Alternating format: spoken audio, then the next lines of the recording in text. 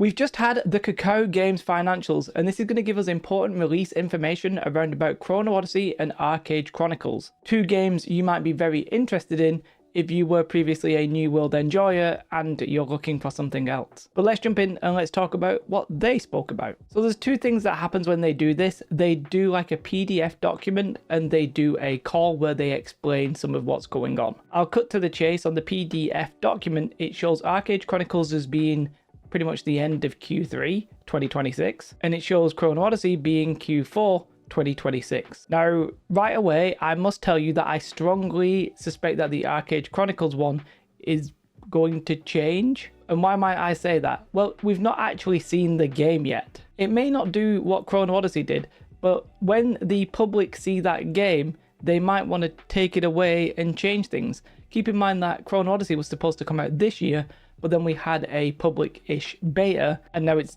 been moved to the following year, the end of the following year. Could the same thing happen to ArcheAge Chronicles? Yes. I also think that they're probably not going to want to release those two games very close to each other, but there you have it. There's quite a few other games on that list, by the way. Most of them aren't really interesting. What's kind of funny is the ones that are PC and mobile, they call MMORPG, but Chrono Odyssey and ArcheAge Chronicles, they call them online action RPGs. Basically, I think they're trying to differentiate between like games like New World, which are sort of MMOs, and then games that are kind of like mobile, tab target. I don't want to say trash, but trash. But yeah, first, I'm not necessarily a believer of those dates.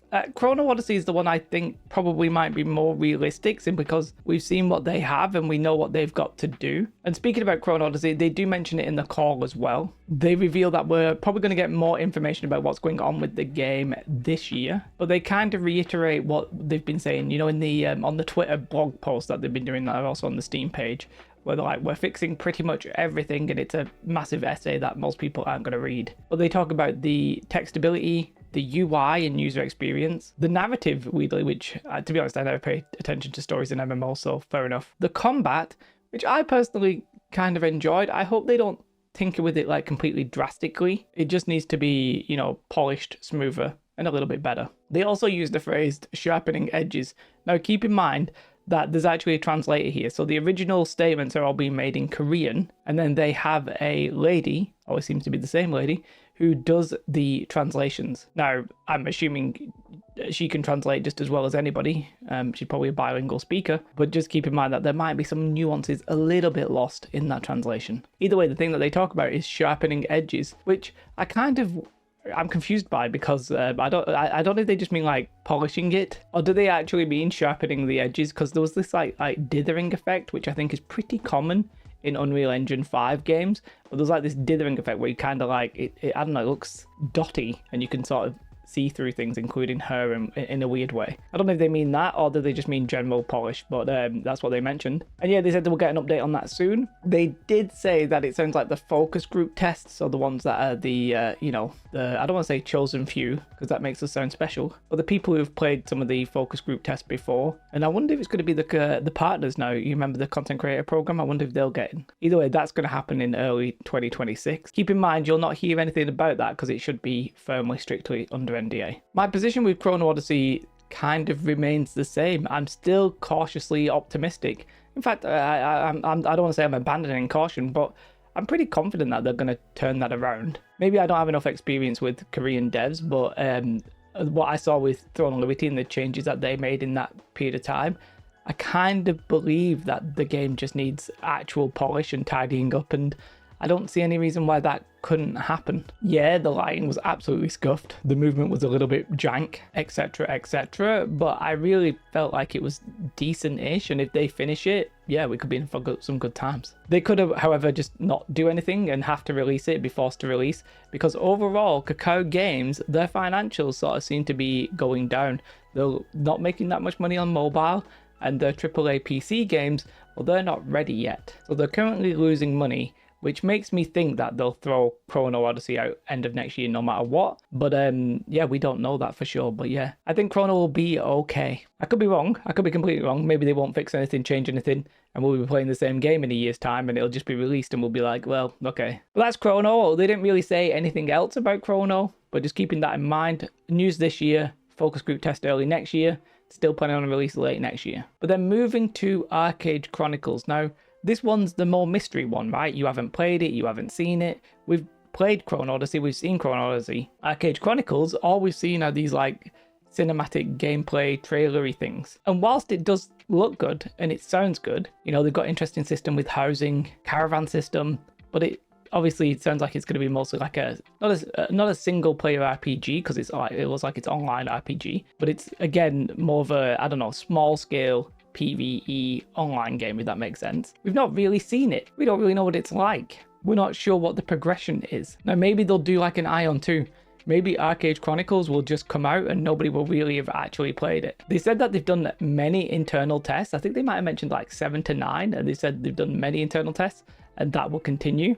And basically what they're doing is polishing it up. They did mention, weirdly, that there'll be a 100-person test next year. Although I wonder if it kind of sounded like the lady was maybe a little bit confused when she was translating that. Because I think at first she said it was this year and then she said next year. I kind of wonder if that's going to be, you know, the same kind of scale that the Chrono Odyssey tests were, the focus group testing there. Obviously we don't know. They did say that that would verify the game, and I kind of wonder if they mean like they need validation that the game is heading in the right direction, and you know, that's what they want to present to the public. Because originally, I think in the last financials, or maybe the financials before that, they were talking about ArcheAge Chronicles getting a public beta this year. No news on that, so that sounds like it's not going to happen. My instinct would say that they'll do this 100-person test early next year, and then maybe in the summer or something try and get a public test out. At that point, we will see what the people think. For this one, again, I'm kind of cautiously optimistic. XL Games made the original ArcheAge, but it was ruined a little bit by pay to win. That's what people tell me.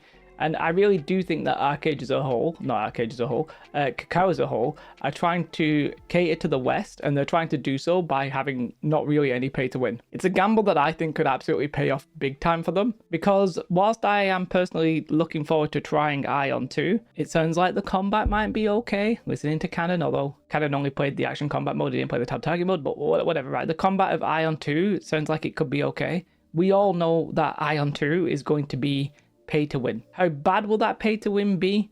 Well, we don't know, and my guess is that it's going to be strongly subjective, so we're not going to be able to really define it. And NCSoft with Ion 2 pretty much know they're going to make money with that, right? Even if they don't do much in the world market, in the global market, Ion 2 will be relatively successful, if not very successful, in the Korean market. It already seems like it's heading that way. And they're all willing to pay the $50 season passes and battle passes and all this kind of stuff. Plus the fact you can buy gold. Anyway, this isn't a video about Ion 2.